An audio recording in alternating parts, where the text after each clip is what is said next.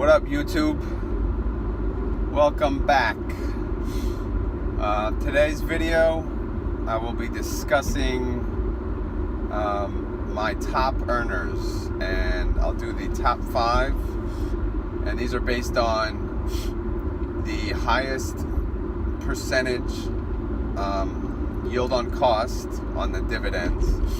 So basically, for my dollar, who paid me the most in dividends and who still is, and the top 5 capital gain. Keep in mind, this is over about a 10-month period, so I'm still under a year. So these typically the yields are annually, so these numbers will make sense. It's not over a multiple year period. This has been over, obviously since day one, but since I'm only in 10 months, it makes sense to cover everything since day one. Whether or not I held a position for 10 months or not, that's irrelevant, but it's just basically what stocks have made me the most money so far to date. So I'll start with the what stocks I'm receiving the highest yield on cost to date, and I'll go from bottom to top. First stock is Apple Hospitality. This is a REIT. They invest in hotels and motels. The ticker symbol is APLE. The yield on cost I'm receiving is 6.76%. And again, that's based on what you can buy into currently. That's pretty good. Over time, that yield and cost will get better should this company raise their dividend. Number 2 is Reeves Utility Income Fund. This is actually an ETF of a whole bunch of utilities. I know a lot of people like ETFs, so this is a good one. Utilities are typically just a safe income, not a huge grower. But as of right now, my yield on cost is 7.02%. The ticker symbol for this is UTG. Number 3 is Gladstone Capital. This is under the financial services industry. Sector. The asset management is the industry. Ticker symbol GLAD, GLAD symbol. The yield on cost on this is 9.2%. Number 4 is Orchid Island Capital. Ticker symbol ORC. This is another REIT. This is a diversified REIT. This is definitely one of my riskiest stocks, aside from the next one I'll go over. The yield on cost is 11.5%. Keep in mind, I am also down capital, so the starting dividend yield is actually greater than my yield on cost. Orchid Island Capital also have decreased their dividend a few times this past year, so they are definitely not my favorite, although they are still offering a great yield. My number 5 is Cornerstone Strategic Value Fund. CLM is the ticker symbol. This is in the financial services industry. Sector. Asset management is the industry. The yield on cost is 19.27%. But actually, the starting yield, if you get in now, because again, I'm down on capital on this one, it's over 20%. A lot of people are against this one. Some people say it's a scam. I don't even understand how that's even possible. But since I have been in the stock, they have been paying me monthly, the 19 to 20% yield on cost. So again, I'm a new investor. I invest in dividend paying stocks. Some, well, I'll say most of them are safe stocks that I know will pay me till I die. Some are riskier, so I get higher return on my investments. So I'm willing to take that risk, knowing what could happen. It's worth it. It's also part of the learning experience. But CLM is my highest dividend payer based on my investment put in. Next is I will go over the stocks that have given me or I have gained most capital in so far. So if I was a trader, for example, these are the stocks I would be happy about, because I'd be already probably selling them for a profit. Number one is Pfizer. I think everyone knows Pfizer. It's in the healthcare field. The capital gain on this one is 19.3%. So,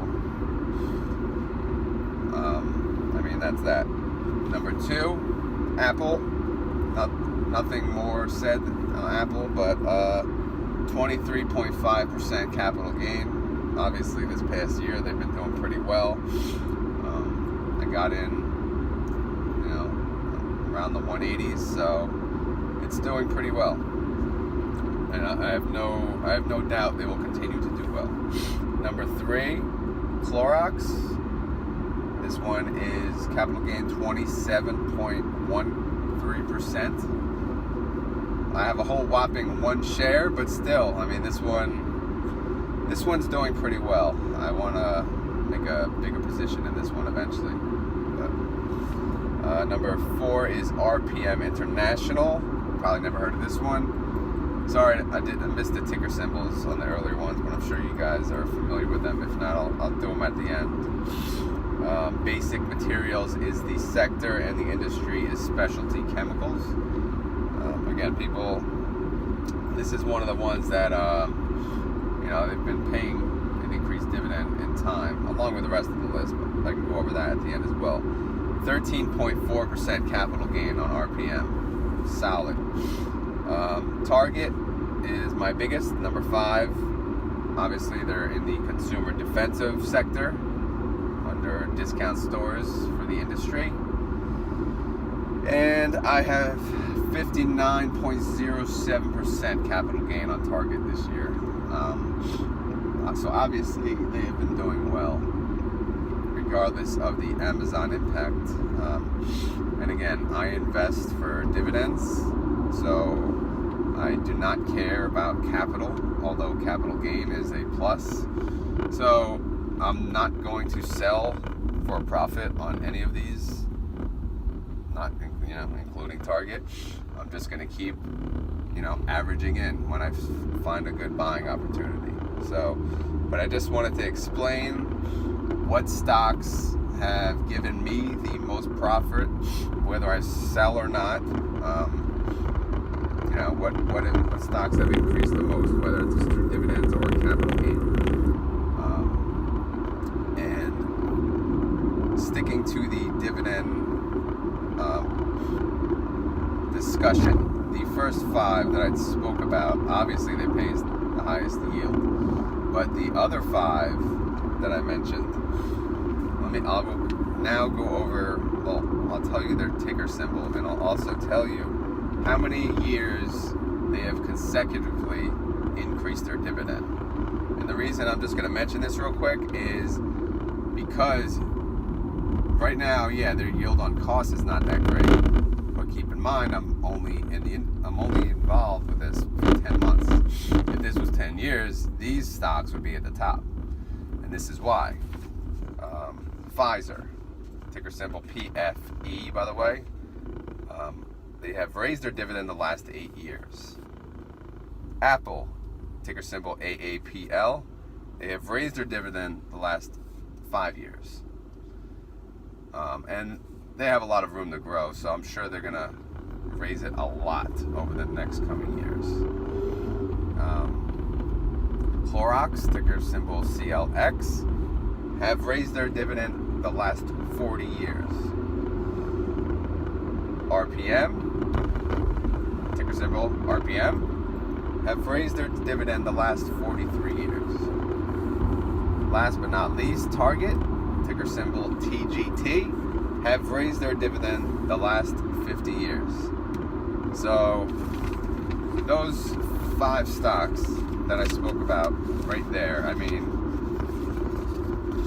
again, they have raised their dividend for a crap load of years.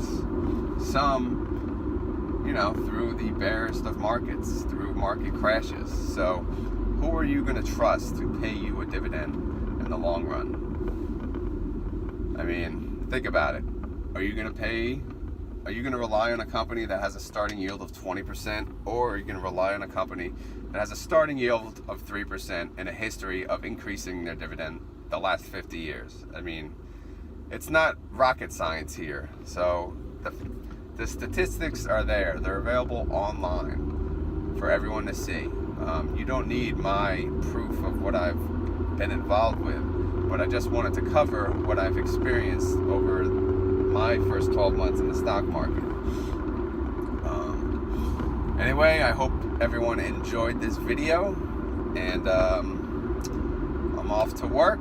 It's Thursday. It's still dark out, but leave a comment if you liked it. Leave a comment if you hated it.